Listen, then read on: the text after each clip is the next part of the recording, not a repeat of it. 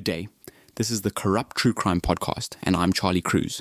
Today's episode is about one of the most spectacular financial frauds in corporate history, where billions of dollars vanished into thin air through accounting sleight of hand, revealing the dark mechanics of how money can be made to disappear on paper while executives line their pockets. We're diving into the WorldCom scandal, a case that exposed the hidden forces and twisted logic behind cooked books and corporate deception. Picture this: the second largest telecommunications company in America, carrying half the internet traffic in the entire country, built on an $11 billion lie. Not a penny stolen in the traditional sense. No masked bandits. No offshore accounts stuffed with cash. Just a handful of accountants with spreadsheets, turning losses into profits with the stroke of a keyboard. The audacity wasn't in what they took. It was in what they made everyone believe. This is WorldCom, where expenses became assets, red ink turned black, and the entire financial world bought the illusion, until one determined woman decided to work nights. Let's talk about Bernie Ebbers, because you can't understand this scheme without understanding the man who built the empire it propped up. Former milkman, gym teacher, no background in telecommunications whatsoever. And yet, through sheer aggressive ambition, he cobbled together a telecom giant from a coffee shop meeting in Mississippi. This wasn't some Silicon Valley tech wizard. This was a guy in cowboy boots who understood one thing brilliantly: grow or die. And grow he did. Over 70 acquisitions, gobbling up competitors like a kid in a candy store. The crown jewel, MCI, purchased for $37 billion, creating MCI WorldCom virtually overnight. By the time the new millennium rolled around, WorldCom wasn't just big, it was critical infrastructure. Half of America's internet traffic flowed through their networks. But here's the thing about building empires through acquisition. Eventually, you have to actually run what you've bought. And when the tech bubble burst and the telecom industry hit turbulence, WorldCom faced a problem. The growth story that Wall Street loved? It wasn't real anymore. Revenues were declining. Profit margins were shrinking. Competitors were struggling. Bernie Ebbers had borrowed heavily against his WorldCom stock to fund his other ventures ranches, lumber companies, a yacht building business. As the stock price declined, he faced margin calls. The company extended him $400 million in loans. That's not a typo. $400 million. The pressure to maintain the illusion became crushing. Enter Scott Sullivan, the chief financial officer and the true genius behind what happened next. Sullivan understood something fundamental about accounting that most people don't. The difference between an expense and an asset isn't always obvious. And more importantly, it's absolutely crucial. Here's Accounting 101. When you buy a stapler, that's an expense. Reduces your profits immediately. But when you buy a building, that's an asset. You spread that cost over decades through depreciation. Same money going out, completely different impact on your quarterly profits. Now, WorldCom paid billions to other telecom companies for network access, what the industry calls line costs. Absolutely standard operating expenses. Every telecom company has them. They're like rent regular costs of doing business that reduce your profit each quarter. Sullivan looked at those billions in line costs and thought, what if they weren't expenses? What if they were assets? The scheme was breathtakingly simple. Each quarter, Sullivan would calculate the gap between WorldCom's actual results and what Wall Street expected. Then he'd instruct David Myers, the company controller, to make adjusting journal entries. Corporate speak for changing the numbers. They'd reclassify operating expenses as capital expenditures. Billions in line costs would magically transform into long-term assets. Presto, instant profitability. The beauty was in the simplicity. This wasn't some complex derivative scheme requiring advanced mathematics. This was basic accounting debit here. Credit there used to perpetrate massive fraud. They weren't hacking systems or creating elaborate shell companies. They were just making entries in WorldCom's own accounting system. Entries that thousands of companies make every day for legitimate reasons. Building a new product? Temez Labs takes you from napkin sketch to the App Store. Trusted by Fortune 500s for quality, security, and speed. Book your free strategy session at temez.ai. And it worked spectacularly. Quarter after quarter, while competitors reported declining revenues and shrinking margins, WorldCom announced strong results. Analysts praised their operational efficiency. Investors bought the stock. The company borrowed billions more based on fraudulent financial statements. Sullivan ran this scheme with remarkable precision. He understood what auditors would scrutinize and what might slip through. The fraudulent entries were routed carefully, made at the last minute before reporting deadlines, often bypassing normal accounting controls. He'd identified the topside adjusting journal entries changes, made at headquarters level, as the perfect vehicle. But here's where human nature complicated things. Sullivan needed help executing this fraud. He couldn't make billions in entries himself. He needed the accounting staff to actually input the numbers.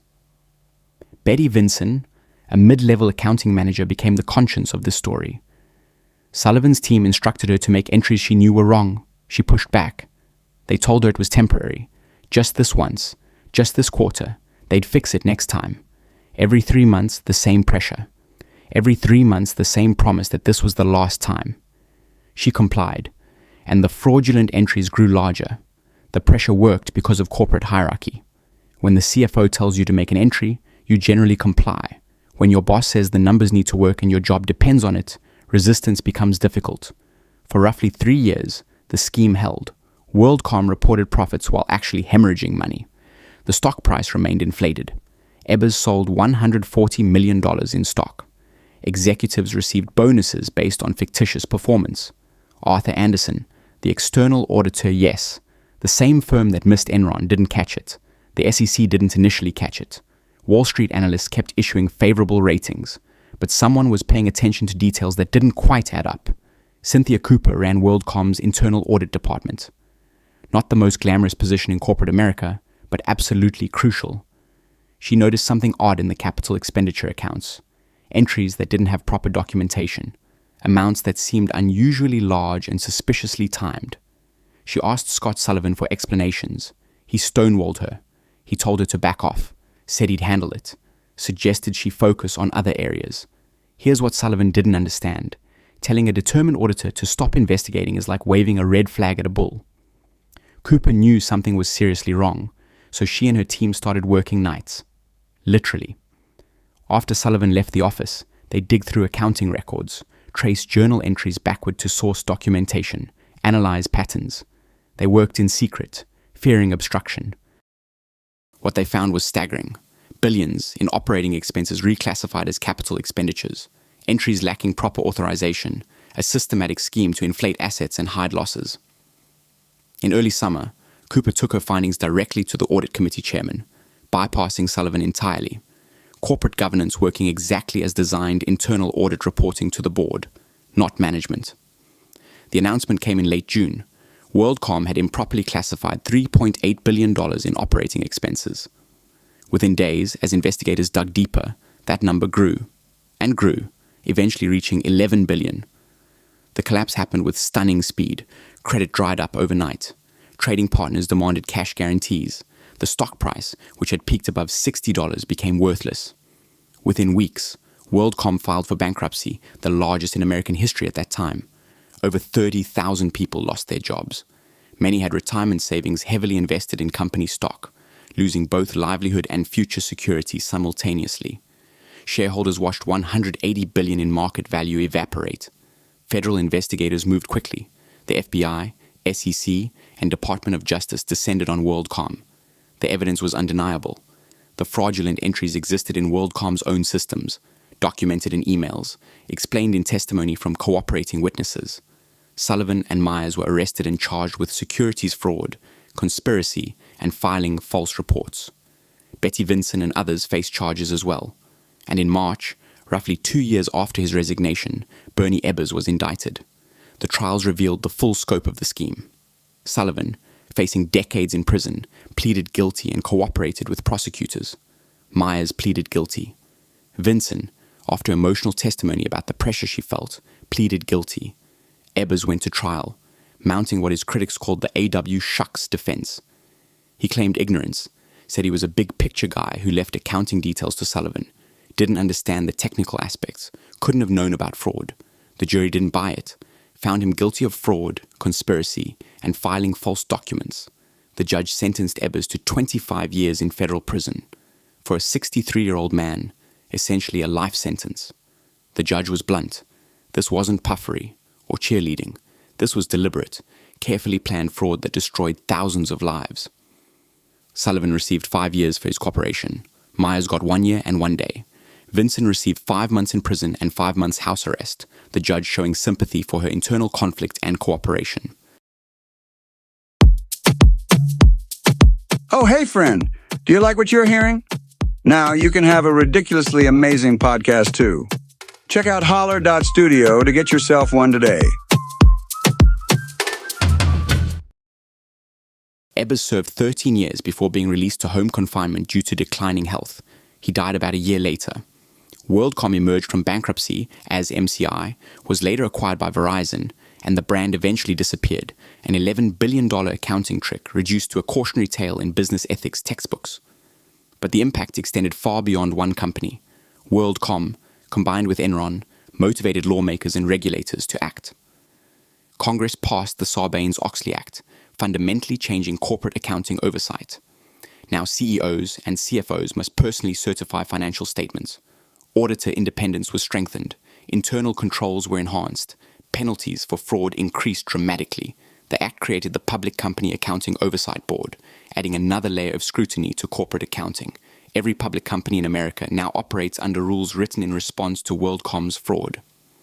Here's what fascinates about this case: the scheme's simplicity. Sullivan didn't need sophisticated technology or complex financial instruments. He needed basic accounting knowledge and the willingness to use it fraudulently.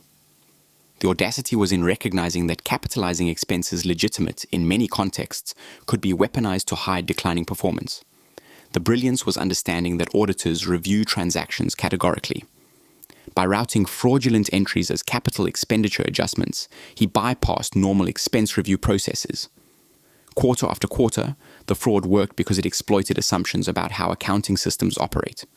But Sullivan made a fatal error, underestimating Cynthia Cooper. He assumed he could control her investigation, dismiss her concerns, redirect her attention. Instead, his stonewalling guaranteed she'd escalate, and the paper trail those fraudulent entries documented in WorldCom's own systems provided undeniable evidence once discovered. The scheme also suffered from mathematical inevitability. You can't indefinitely disguise losses. The gap between fiction and reality grew larger each quarter, requiring ever larger fraudulent entries. Eventually, the numbers themselves became conspicuous. There's something almost tragicomic about the whole thing. $11 billion hidden through accounting entries, an empire built on telecom infrastructure maintained through spreadsheet manipulation. Thousands of lives impacted so executives could hit quarterly targets and maintain stock prices. Sullivan was undeniably clever, understanding accounting rules and audit procedures well enough to exploit them at massive scale. But cleverness without ethics is just criminal ingenuity. And criminal ingenuity, no matter how... The thing about brilliant schemes is that they are seldom brilliant enough, and no matter how clever you are, the house almost always wins. Now, if you enjoyed our show, tap that follow button and 5 stars in our ratings. Catch you next time.